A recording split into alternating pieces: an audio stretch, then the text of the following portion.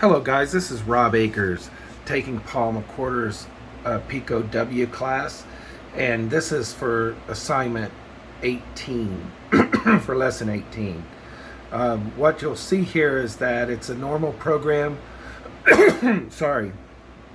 It's a program where I wanted to investigate how interrupts would work within MicroPython. But it's pretty much the same thing Paul taught. We're looking for when the button state changes.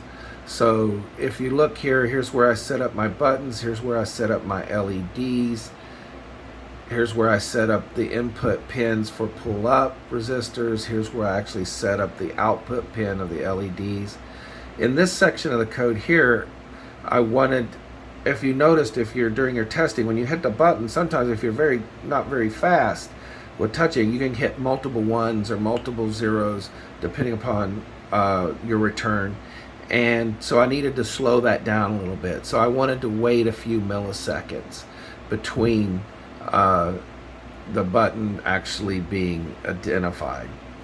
Okay, now what I did is I needed to keep track of when an interrupt is given. Now, a quick thing on the interrupts is that the cool thing about interrupts is they sit out there sort of hovering.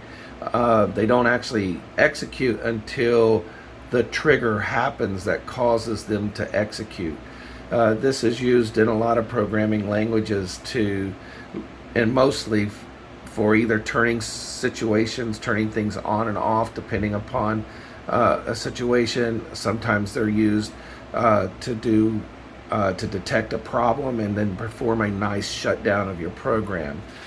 How interrupts usually work is that you have to declare the interrupt and declare a handler, basically a function to handle the situation when that trigger occurs or that interrupt occurs. So if you notice, I've set up interrupts for my red, green, and blue button, and then I declared set up the trigger here with the handler of red, interrupt handler, green or blue.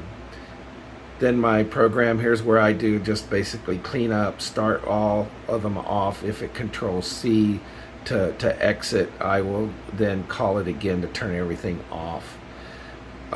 If you notice here, while true, it sort of loops.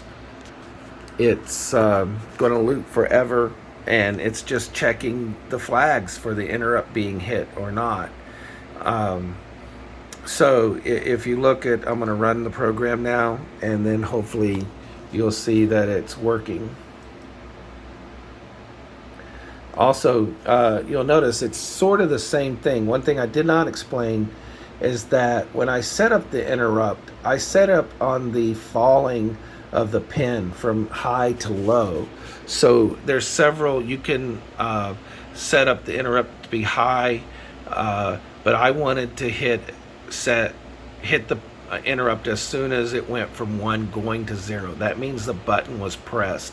I know in Paul's solution he keeps track of the previous state. In this instance, I trigger the button based upon the falling going from 1 to 0, from high to low.